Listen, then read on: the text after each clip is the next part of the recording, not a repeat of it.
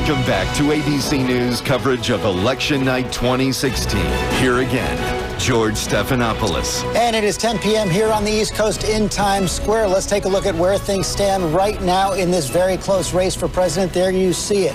Hillary Clinton has 104 electoral votes. Donald Trump, 140. You need 270. Polls have just closed in 4 more states with 21 electoral votes.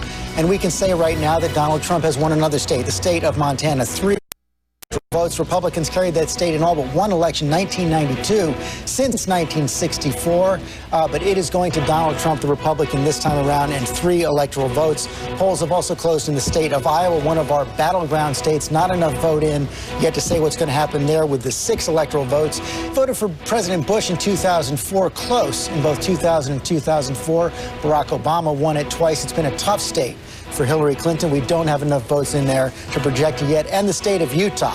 State of Utah, 6 electoral votes. Not usually a battleground, usually solid red. But you've got Hillary Clinton, Donald Trump, Gary Johnson, of course, Evan McMullin, hometown favorite there, running as well, a Mormon in a very heavily Mormon state. Not enough votes to call that yet, but we are keeping an eye on these very, very close battleground states right now, including Nevada, another battleground state, 6 electoral votes right there. Not enough to project. You got a lot of early vote in that state. It last voted Republican in 2004 for George W. Bush. Not enough to project there yet. And Cecilia, I want to bring you in on this because we did see a heavy Latino vote, an early vote in Nevada, and Democrats had been very encouraged by that. It was one of the most encouraging signs, I think, for the Clinton campaign this weekend coming into Election Day. A market, a Latino market in Las Vegas where people waited an effort for hours to vote, to cast a vote. We saw a really strong ground game from the Clinton campaign in states like Nevada. And one number that jumps out at me as we headed into Election Day, the Clinton campaign, since early voting started, knocked on and made phone calls. They contacted 45 million people. This is a well-oiled, very well paid for machine that they've got going into this election day, and they're banking on that right now, especially in states like Nevada. Democrats had also been banking on this Latino surge in Florida, but boy. I don't know, George. Take a look at this. It's still very close, but Donald Trump with a 130,000 plus vote lead. And I've been talking a lot about Broward County, just north of Miami. Look what's happening in Broward County.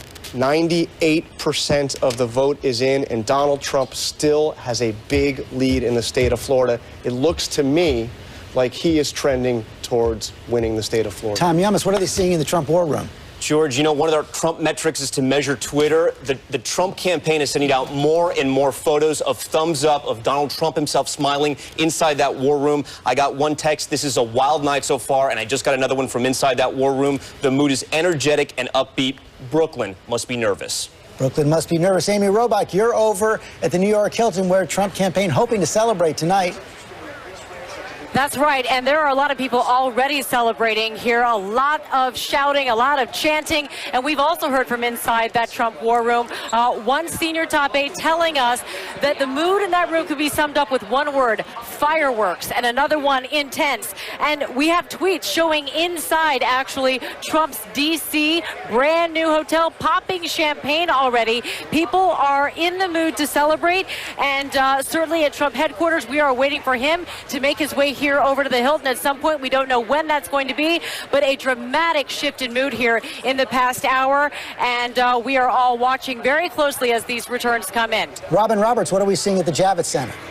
Well, just as Amy said, a drastic shift in the mood here at the Javits Center, though people are trying to stay upbeat, and you can hear every time. They just saw that she's the projected winner in New Mexico, and so they're very happy about that. But earlier, George, they were playing music. It was a very upbeat scene. And then when the race started getting tighter and going in the way of Donald Trump, they stopped the music. They put the results up on the big screen. They kept changing from different networks to networks, and it was so quiet as people were intently listening to the commentary as well. So you could hear the cheers because of New Mexico, but they're trying to remain optimistic. But in all honesty, there has been quite a shift here in the last hour or so, George. Okay, Robin Roberts, we are not ready to project the state of Mexico yet, but John, let's take a look at a couple of the battlegrounds right now. What do we see in the state of Virginia? The state of Virginia, it looks like Hillary Clinton has pulled ahead, as we've discussed, those northern counties near Washington, D.C., especially Fairfax.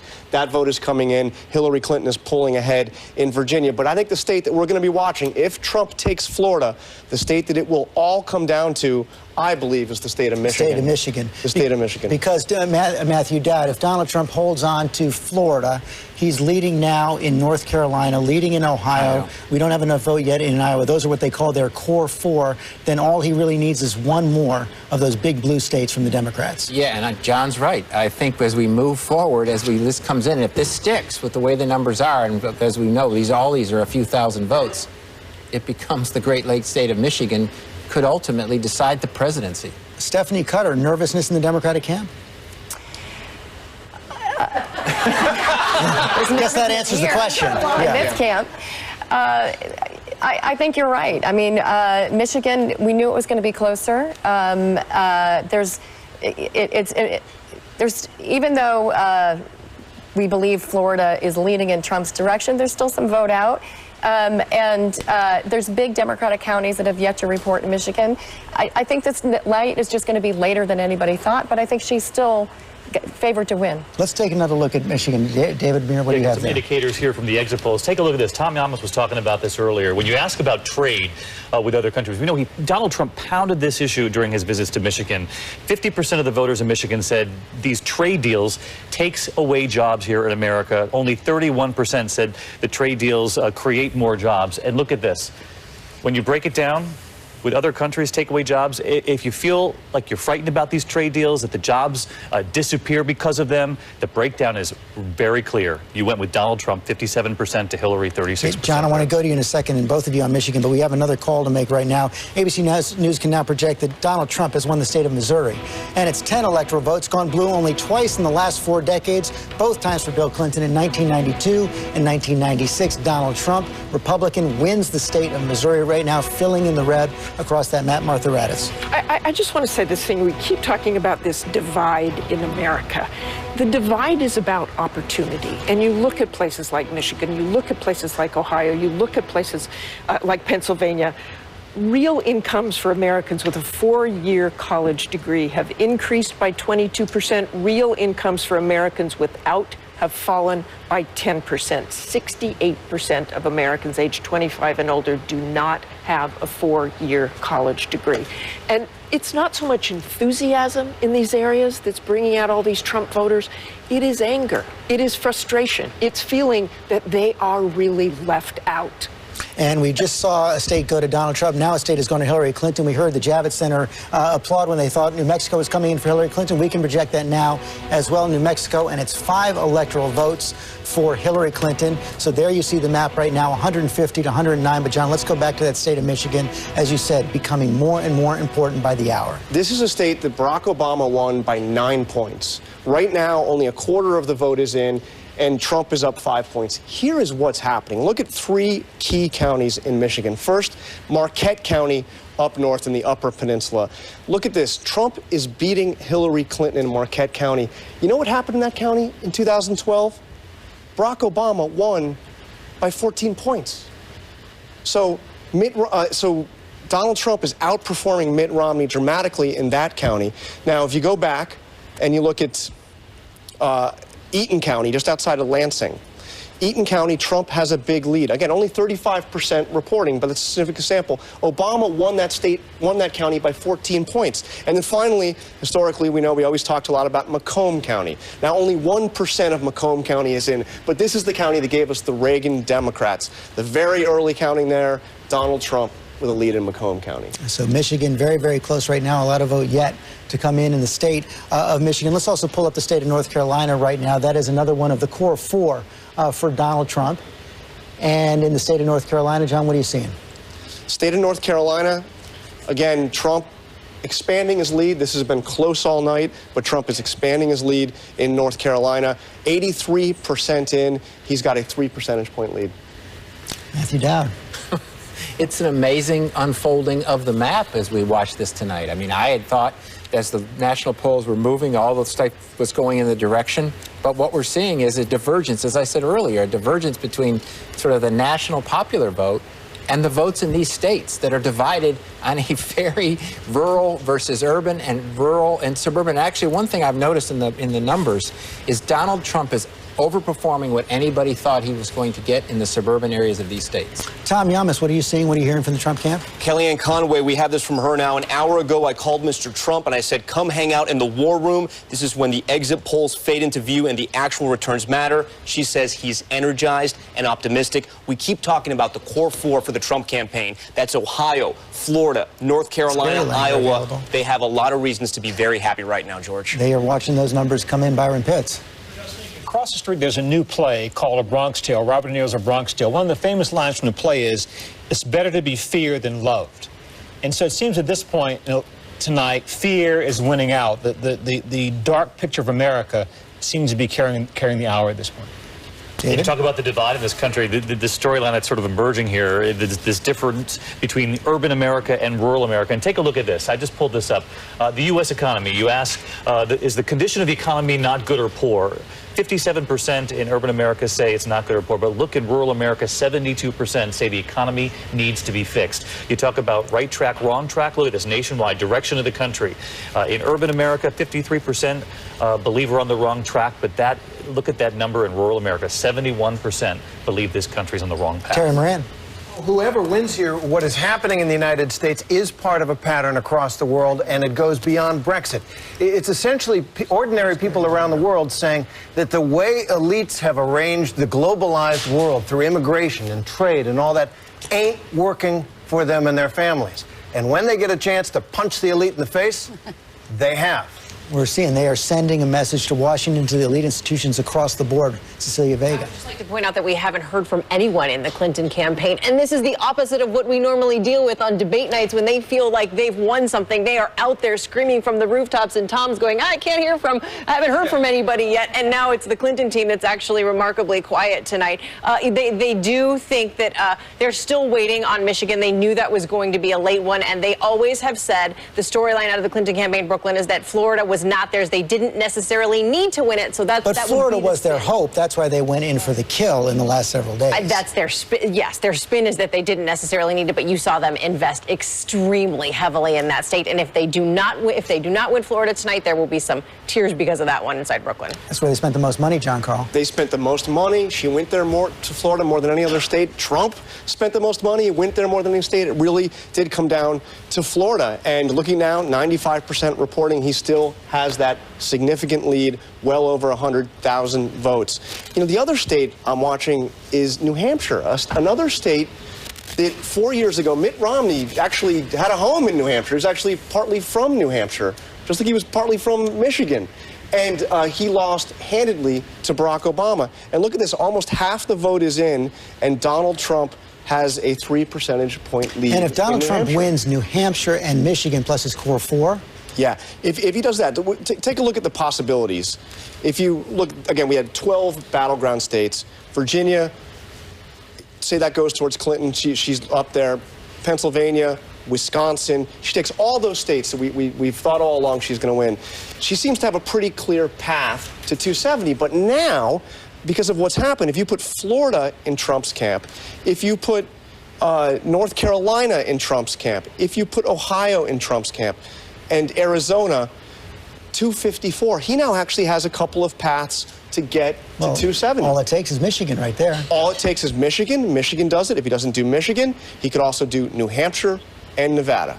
And can I just point out that... And, of course, he has Iowa. I wasn't even counting Iowa. He's got Iowa. And in Michigan and in New Hampshire, remember, Hillary Clinton was dealt a surprise by Bernie Sanders, who had many people have said, a similar message talking to white, working-class, blue-collar America about the inequality that so many people are feeling in this country. There are some parallels with Donald Trump's message and Bernie Sanders. I know that frustrated Sanders all through when he joined forces with Hillary Clinton saying, don't vote for him, vote for Hillary.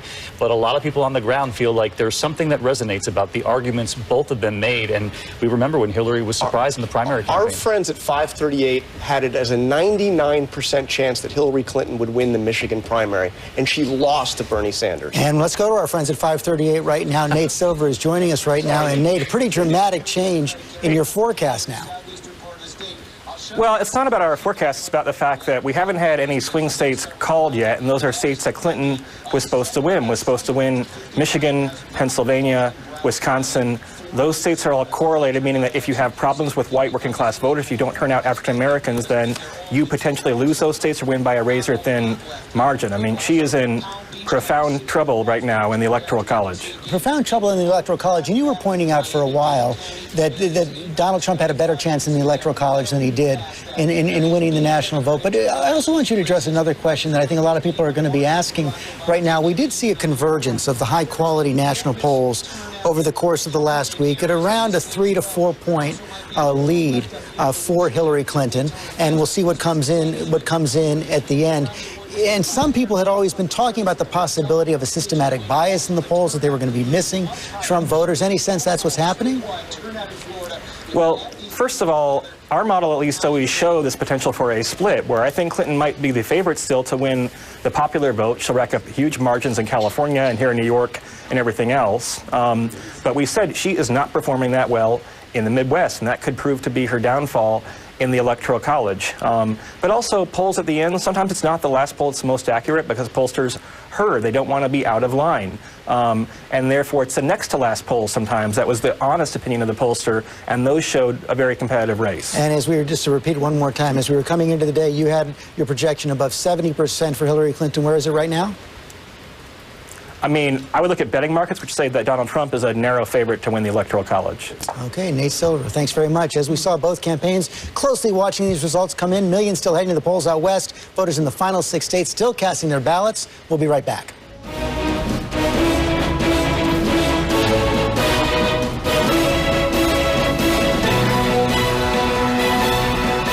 Back live in Times Square after this.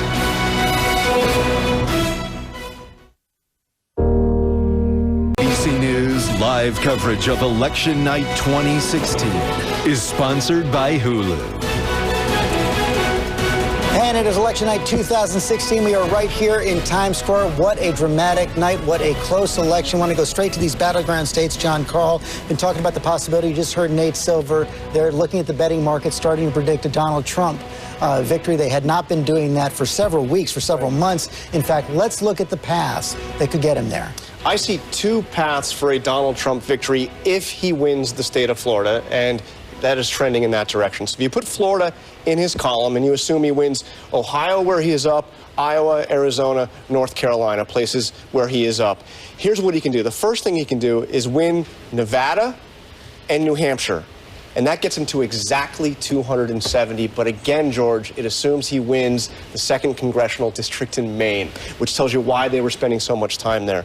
But we should say, though, but at 269, Donald Trump is probably still president. If it's 269, it goes to the House of Representatives. The Republicans control the House. It's voted by state delegations. It's almost certain that they would choose a Republican president, Donald Trump, because you have to have run. So if you come back, if he doesn't take New Hampshire and Nevada, he can take the state of Michigan. If he takes Michigan, he's at 276. Now, that said, both of these paths are difficult because there isn't that much vote yet in Michigan. Michigan is a state where he has not led a single public poll, but he's up right now in the raw vote, a little over a quarter voted. The other problem is that Nevada's been a state, again, where the public polls were all trailing, all going against Trump coming into this election. What did the polls miss?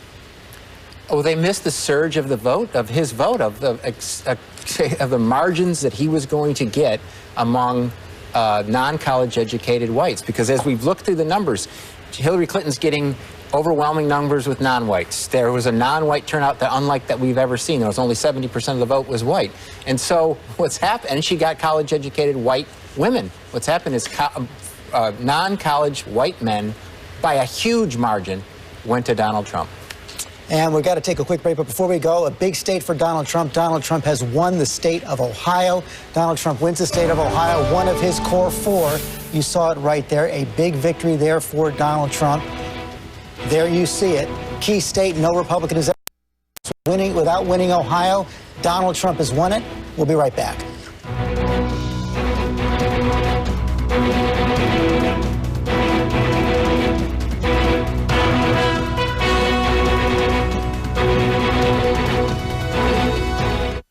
I'd like to send 50 people. are back. Election 2016, 10:30. You see it right there, Donald Trump. We called it just before the break. Donald Trump projected to win the state of Ohio, and it's 18 electoral votes there. And David Muir, you see a big gender gap in that state. Wow, let's dive into these demographics, George, because this is really fascinating in Ohio, which of course was a must-win for Donald Trump, and he's now pulled that off tonight. No Republican wins the White House without Ohio. The breakdown, 53% women voters, 47% men. But look when we break it out. Who did they vote for? Look at the men. 54% with Donald Trump, 39% with Clinton. That's 15 points right there, the gap there. And then look at women. She carries women, but only by 9 points. And one more thing I wanted to show you is when you do the education breakdown, the voters without college degrees, 55% to 45% with a college degree, which gets back to this discussion we've been having about economic opportunity in this country, not matching those with college degrees and trying to level the playing field. And Koki, that is something we've seen there. We've seen the gender gap probably a little bit less there than you would have expected that Hillary Clinton wanted in the state of Ohio. In Ohio, yes. But, you know, what we're seeing is we've been talking all season about this change in the college-educated vote, and especially college-educated white women. And they are going for Clinton, it appears, from all of the exit polls. The difference is they're not enough of them. And so what you've got is many more non-college educated people turning. First of all, there are many more of them, but secondly, many more of them turning out to vote. And it is, as we've said, this sense of opportunity that is worldwide because of technology.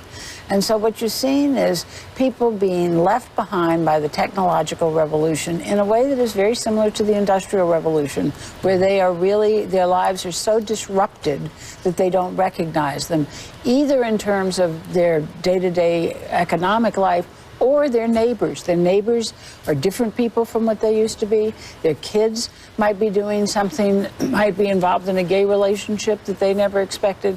All kinds of things have changed in their lives, and this is a way of saying we want it to stop. And these are people who stuck with this guy through the most incredible campaign in our history, I think it's safe to say. Whatever happens tonight, Donald Trump has astonished the country. You hear the noise right there. That means we have another state to call in. Is the state of Virginia. Virginia, 13 electoral votes. It's going to go to Hillary Clinton right there. As we said, it voted for Obama in the last two elections. He was the first Democrat to win since 1964. Such a key state for Hillary Clinton. Her running mate, Tim Kaine from Virginia. You would even call it, John Carl, a must-win state. An absolute must-win, especially now. And one that, although Hillary Clinton has won, it was a lot closer than anybody thought it would be. That's right, 48-47 coming in right there. But right now, she seems to be holding on to the states so far that she needs, but it goes back to that state in the Midwest, state of Michigan. Let's take another look. And I'll tell you, it's very close. It's tightened a little bit. Trump still has a lead with about a third of the vote in. And I'm trying to look at the key counties in Michigan. It's been a while since it's been a true battleground. As close as you can get to a bellwether county, and I don't know what bellwether means anymore after this election. It is so scrambled, but is Kent County. Kent County is Lansing. And this is a county... It's Grand Rapids. Kent County is Grand Rapids. I'm sorry, I'm talking about Eaton. Yeah. I meant Eaton, exactly. Eaton County is Lansing, and this is a county that has gone in the past, has gone back and forth. If you look at it, 3-point victory for Obama, and look at this. Trump, with 40% in, has a huge lead, a 24-point lead over Trump. But you mentioned Grand Rapids, so let's go out to Grand Rapids, which is a solidly Republican part of the state. So if you go to Kent County, as I said, in Grand Rapids, Trump has a huge lead there, but only 9% of the vote is in. That means, to me, that there's a lot more Republican vote to come in from Grand Rapids and Kent County. But there's also a lot of vote, George, still to come in Detroit. Wayne County, and I'll circle it so you can see down here, Detroit, only about a third of the vote is in. That is overwhelmingly Democratic. So looking at this, I don't know. I could see Trump moving ahead in Michigan. I could see him losing Michigan. It's either way, Cecilia Vega, I wonder, you know, President Obama went to Detroit in the final days. Hillary Clinton went back in the final days, but they didn't pay an awful lot of attention to it from between the convention and late October, early November. Didn't spend any money there, and they kept saying that they thought that Donald Trump didn't invest early enough in the state of Michigan. Yeah, you're right. And initially I was going to say this became a general election state for them, but it really became like a last couple of weeks state for them that they really started to pay attention. George, I just just want to say, over the last half hour, I've been sitting here and I keep thinking back to the primaries and these 17 Republicans duking it out. And I'm talking to sources in the Clinton campaign throughout all of it, and they thought they were getting ready to run against Marco Rubio or Jeb Bush, and they never thought that it would be. They have always said the race would be tight, but I think when it came down to it, the thought of Hillary Clinton running against Donald Trump, they thought they had this in the bag. And look at where they are right now. You've got to bet that they are really nervous inside Brooklyn seeing this map form out the way it is right now. Let me raise just one other thing that we haven't talked about tonight, which is, again, looking at this as a distance, as I now do, being retired. Never in my lifetime, George, and I don't think in yours, have we had two such unpopular candidates. Have not. Never. And so we're talking about why people voted for Donald Trump or why they voted for Hillary Clinton. We haven't talked tonight about why people voted against Hillary Clinton and against Donald Trump. And a dismaying percentage of the vote in both cases were because they didn't like the other guy or they didn't like her. And that, again, bespeaks a sadness about this election that, I mean, something extraordinary is going on, and you can't take anything away from Trump and how strongly he's running. But I wonder how much of that is an anti-Hillary vote and how much is really a pro-Trump vote. I think you see a lot of anti the other side. People that I spoke to, it is about character, it is about temperament. A lot of people didn't trust Donald Trump's temperament, but they didn't trust Hillary Clinton's character. People knew a lot about this race. It's incredible to go around the country and hear everybody talking about it, everybody engaged in this race. I wouldn't say there's a lot of depth on the issues, but the messaging worked. Donald Trump's message got out there among the voters. He said she's corrupt. He said the emails over and over and over again. He said Benghazi, and those sort of things really stuck with the voters. The other thing I think you're seeing is a reflection of the political environment, the environment we are in as a country as a whole. What you're watching is unfold. A bunch of voters don't think Donald Trump has the temperament, don't think he's ready to be commander-in-chief, but they're voting for him because they're tired of status quo. And in the end, it looks like she formalized representing the status quo, and he represented blowing it up. And a lot of voters, in spite of their questions about whether he was qualified to be president, went for blowing it up. And nuclear codes, you could ask him about nuclear codes. Well, what about the nuclear codes if you don't think he has the temperament? And they'd say, you know, he wouldn't do that, would he? I'm going to vote for him anyway. Kristen, you know, it's kind of astonishing that he's this close right now when you've got a majority of Americans, solid majority, say he's not qualified for the job. The analogy that I've heard often used is that he's the experimental treatment to what ails America, that he may come with all kinds of side effects. He may not be tested in the same way as other leaders might, but if you're desperate enough and you've been sick long enough, maybe you're willing to take a chance on that experimental treatment. I think that's right, and you and I have discussed this, George, over the months. In a change election, being the candidate of change is the better thing to be, and you have to make yourself minimally acceptable. A lot of us thought he probably hadn't quite succeeded in doing that, and people think Secretary Clinton's more qualified, et cetera, but it seems like Donald Trump was able to reassure people just enough, not to be scary enough, that if you want change, we're voting for Trump. And if he makes it across the finish line here or comes just short, I mean, it just shows how powerful the unhappiness with the status quo is. And I do think Hillary Clinton, and again, we said this over the months, it's not just second guessing, she never really explained, well, what change was she going to bring about? It was entirely a disqualification of Donald Trump that she attempted, and she may have not quite succeeded. You know, there's another name here that hasn't been mentioned, James Comey. When he came out and announced that he was reopening the investigation into the emails, not fully reopening it, but looking at what was on Anthony Weiner's computer, Hillary Clinton was on her way, they certainly thought, and I think most of us thought, was on her way towards a pretty decisive win. That was a decisive moment thrown right into the middle of the campaign, the ultimate October surprise. Of course, Comey came back just a couple days ago and said, basically, never mind, there's nothing more to investigate. But I think that if this goes Donald Trump, you're going to hear Democrats pointing. We have another projection right now. It is a projection for Hillary Clinton. It's the state of Colorado. 9 electoral votes in the West voted Democratic in 2008, 2012. That is going to Hillary Clinton right there. So one of the things we're seeing right now, Virginia and Colorado, as I said, Matthew Dowd, going in tandem, voting alike. New Mexico also coming in for Hillary Clinton, building up her bare minimum. Question is, can she hold her firewall? Well, that's the real question. We're going to go down to Michigan. I think Wisconsin is still undecided. I think if you take a look at the numbers in Wisconsin, maybe John can give us an update on that. I think Wisconsin is not yet decided. New Hampshire's not yet decided. And so we still have, and obviously Florida's not been called, North Carolina's not been called. Those are leaning right now in Donald Trump's direction.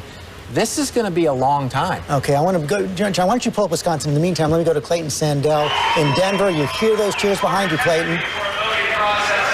Yeah, there's a lot of excited people here, but I think there's also relief. You know, you heard Cecilia say earlier, the Clinton camp thought that they had Colorado wrapped up very early. They pulled all of their ads over the summer, but in recent weeks, the race tightened here considerably. One poll even had them tied at one point, and that prompted a flurry of activity. Many visits by Clinton surrogates and even Donald Trump himself over the weekend, and it highlights just how purple a state Colorado still is. In the last 10 presidential elections here, Republicans have won all the contests except for 3. Bill Clinton in '92, and then, of course, Barack Obama twice. But with a Hillary Clinton win here, that now makes it 3 for 3 for Democrats here in Colorado. That has never happened here before, George. Okay, Clayton, thanks. Let's put up the scoreboard right now. 131 electoral votes for Hillary Clinton, 168 for Donald Trump right there. It takes 270. 9 battleground states left on the board. John Carl, let's take a look at Wisconsin. Wisconsin is quite a story. 48%, almost half of the vote in, and Donald Trump with a 2-point lead over Hillary Clinton. You know, I've got to drill down and see where the outstanding vote is, but with almost half the vote in, to see Donald Trump leading in the state of Wisconsin is nothing short of shocking. And this is a state he didn't even win in the primaries. This is a state he got trounced in the primaries because the entire Republican establishment in the state was against him. Paul Ryan was against him. Scott Walker was against him. The conservative talk radio, a guy named Charlie Sykes, who's one of the big influencer of for Republicans and conservatives in Wisconsin, led a jihad against Donald Trump every day on the radio. He lost. He got trounced. And then, look, I mean, I don't know if he's going to win Wisconsin, but it is unbelievable that at this point he looks to be in the hunt. Tommy Amos. Take you inside the Trump War Room right now in Trump Tower. It is so filled you can't even walk in. There are so many people around there. Chris Christie is right next to Donald Trump. Covering Trump is a lot like playing roulette. You never really know what's going to happen. And in roulette, the trend is your friend. And one lesson I've learned from covering Donald Trump, once he starts winning, he doesn't lose. And I know it's very, very early in the night, but I think we are at a very critical moment. He's just won Ohio. My Republican sources who have won several elections in Florida say he's going to win Florida as well. This could be a very interesting night. He wins Ohio, he wins Florida, he needs North Carolina, and then he's going to look up north to the state of Michigan. We have another call to make right now in the Senate, and this is the North Carolina Senate race, and we can say that the Republican incumbent, Senator Richard Burr, is going to win that race in the state of North Carolina. Key race to help the Republicans retain control of the Senate. Now they have made up for the seat they lost in Illinois, and this is going to be very close, Bill Kristol, but that was a big one for the Republican Party. Yeah, it looks like the Senate could maybe go to a 50-50 split. I think most of us thought that Hillary Clinton was likely to be the next president, and that would mean that it would be a democratically controlled Senate because Tim Kaine would be the vice president. It would be amazing if it were a 50-50 Senate and Mike Pence were breaking the tie as vice president, which doesn't seem impossible now. Okay, and Gary Langer, is Gary Langer our pollster? Is he hooked up now? Do we have Gary on the microphone right now? Gary, I wanted to pick up on a couple of the points I wanted to get at with Nate Silver as well. And first of all, this idea that, we're conditioned to watch all of these public polls. We saw Hillary Clinton have a fairly solid but small lead in the final days. But first, pick up on the point that John Carl was making. What kind of an impact did we see from this announcement about 10 days ago from James Comey? Well, George, what we have here is really a cry, I think, among the disadvantaged voters in this country, those who don't have a college education, who have seen their real incomes falling, as we've been discussing. They're not turning out in greater numbers than we expected, but they are voting overwhelmingly for Donald Trump. That is that expression of discontent with the status quo in terms of a system that hasn't been working for these Americans. Now, we did see this in the pre-election polling. We had a small lead nationally for Clinton, 4 points in our final estimate. We'll see how that comes out. But state by state, in these toss-up states, you're seeing this overwhelming Trump vote among these non-college whites. But on those 2 states we were just talking about, Wisconsin and Michigan, and we had talked about this before, not a single public poll. There might have been one tie in Michigan between the conventions and Election Day. Same thing in Wisconsin. Yeah, I didn't follow the state polls in those two states. We can dig back in and look how they did. State polling is sometimes squirrely. It takes a lot of effort to do pre-election polls well. But I think the most important thing to keep in mind is what the voters are telling us here. And this notion here that for many Americans, for particularly non-college educated white Americans, the system has not been working. They've been falling behind, growing increasingly frustrated, not since the Great Recession, but for decades. And this expression of frustration turns into this anti-status quo. And you have a good metaphor there as well, because you can look at some of the economic statistics and you can pick out statistics, but unemployment is down. There's been economic growth for the last several quarters. You could see consumer confidence, a fairly healthy economy, yet a lot of people feel there's no economic opportunity. That's right. It's less about the economy than it is about the opportunity for prosperity, really the promise of the American dream. If you don't have a college degree, we talked about this earlier, your real income against inflation over the last 35 years has declined. The reason most people in this country feel like they're doing less well is because it's true, and we're seeing the result tonight. Okay, Gary Langer, thanks very much. Let's go back to Michigan. John Carl, what are you seeing right now? Michigan still projecting 41% in. Donald Trump still up by 3% in the state of Michigan. David Curley, what's the feeling there in Detroit? Oh, George, let me tell you, this is the state Democratic Party we're at in Detroit, and it has completely changed. People have been on the podium saying, keep your fingers crossed, we're not out of it yet, but the mood has changed here entirely. Don't forget, this is a state that hasn't gone Republican since 1988. It's been a solid blue state for so long. But as Gary Langer was just pointing out, what we're seeing in Michigan is that a lot more rural voters did turn out here. 27% of the vote in Michigan, excuse me, according to the exit polls, was rural. It was only 19% just the last election. So a lot of folks have turned out. Now, there are still a lot of votes in Detroit, about 60%, 64% of the vote still to come in from Wayne County. But this is what the Clinton campaign was worried about. How good was the Trump turnout? And what we're seeing is in the rural areas, it's very good. Will Detroit make up the difference? This George? night could not be more dramatic. It could not be more close. All eyes on Michigan, Florida, the battleground states. Voters still casting their ballots out west. We'll be right back. ABC News live coverage of Election Night 2016 is sponsored by who?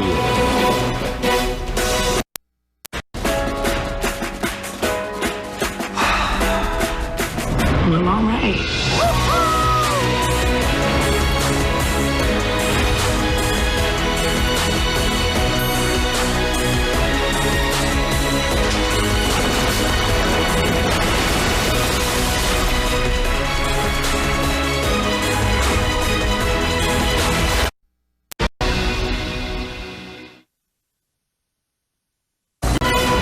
Coming up on 11 p.m. in the evening, election night. It's been an unusual campaign, and tonight everything's so close, and Donald Trump doing so well so far. Let's take a look right there. He's got 168 electoral votes to Hillary Clinton's 131. You need 270 to win. We've been keeping an eye on battleground states all night. It started out at 12. Now we're down to 9. And John Carl, let's go through the ones that remain, starting with that big one, 29 electoral votes, the state of Florida. State of Florida, 95% reporting, George. Donald Trump still holding a pretty commanding lead. If we move up the coast a little bit, North Carolina, Donald Trump with a solid 5-point lead, 91% reporting. Keep going further up, Pennsylvania. This was a long shot from the start for Trump. He's losing, but again, it's pretty close, only a 3-point margin in Pennsylvania. New Hampshire, one that he had been losing in most of the public polling. Look at this. He's got a 3-point lead with more than half of the vote in. Go to Michigan. Donald Trump still leading. It's narrowed a little bit, about 45% in. Wisconsin, Donald Trump, with over half the vote in, still has a pretty serious lead in the state of Wisconsin. Three big opportunities there. Big opportunities there for Donald Trump. Let's go back to your possibilities, because let's say, for the sake of argument, you give him the states where he's got a fairly healthy lead right now, North Carolina and Florida, the states that he has to win. Those are the states that he has to win. But then he's got his choice among Michigan, Wisconsin, Pennsylvania looking like Clinton for now, but he's got his choice of Michigan, Wisconsin, and New Hampshire still hanging out there. And I'm going to even leave Iowa in the middle because we didn't mention Iowa. Hillary Clinton is actually looking pretty strong in Iowa, which was a state that we thought Donald Trump was one that we thought he was going to win. So you look at these other states. So 243 if he takes Ohio, which he already has, Florida, North Carolina. If he takes and also Arizona, because Arizona, if he hangs on to that, he should take Arizona. If he takes Michigan, 270 electoral votes. Put Michigan back. If he takes Pennsylvania, 274. Put it back. If he takes Wisconsin, not quite there. He needs something else. He would need to pull in Iowa. That would get him to 270. So we've seen really a reversal of what we've seen all throughout this election campaign, where Hillary Clinton had multiple maps. Now it's Donald Trump has multiple maps, and she has a narrower path. I want to take that to the chief strategist for the Republican National Committee, Sean Spicer. Sean, what do you see and what are you feeling? It's just pure excitement here at Trump Tower. Mr. Trump, Governor Pence, and the entire team are just watching these results come in. The excitement is unbelievable. As we saw North Carolina, Ohio, we're keeping our eye on Florida, but it looks good. And it's just, you know, again, you see Michigan and Wisconsin all closing in. And as I know Jonathan Karl was just talking about, I'm not sure which one or all of them that we'll take, but it's definitely the race that we thought. I know we've kind of had that candidate with a message and a ground game that we've been touting for a while. I think it came together, and it's producing the result that we thought it would. What did you see that others didn't? Well, I think that we saw a shift in the electorate a few weeks ago to Mr. Trump, and again, I think this was the perfect storm. You heard Republicans out there talking about Clinton Inc., the Obamacare increases, and the Trump message of change, all kind of coming at that perfect storm in these last couple of weeks. And then when the FBI scandal happened and they revived the concerns that most voters had with trust and honesty, it really kind of became that perfect storm of that message of change that Donald Trump and Mike Pence have been talking about. And what are you seeing out of Michigan right now? Well, again, I think that we've seen a shift in it the last couple of weeks. We had us going into this race just barely ahead, and the counties that we're tracking and the results that are coming in are pretty much on par. I think it's going to be close, but we're going to pull it over the finish line. And Wisconsin? Wisconsin's going to be a tight race, and so we'll keep an eye on that. But Senator Johnson's fighting hard, and I think we've got some areas that, you know, if you look at some of those key counties that Obama won 52%, you're now seeing a role reversal where Donald Trump's up 52% in those. So we're not giving up on Wisconsin. It's going to be tough, but it's amazing to see some of these counties come in, and I think that we feel pretty good about where Iowa's going to end up as well. You and your boss, the chairman of the Republican Party, Reince Priebus, took a lot of heat for the way you've backed Donald Trump. I was wondering how Mr. Priebus is feeling now. I think there's smiles all around Trump Tower tonight. I think we've touted, and you know this, and John Karl knows this, but we've been talking about the data operation that the RNC put together, the ground game that we have, the amount of time and money that Chairman Reince Priebus has invested in both. And I think that we have a candidate that's talking about change and a movement, and those things combined, we've been talking about for a while, and I think it's finally that combination hit it at the sweet spot. And I think it's going to spell for a really good night for us tonight. Sean Spicer, thanks for joining us. All eyes on the big battleground states, Florida, North Carolina, Michigan, and Wisconsin. Polls about to close in 5 more states. We're going to have all the latest results when we come back.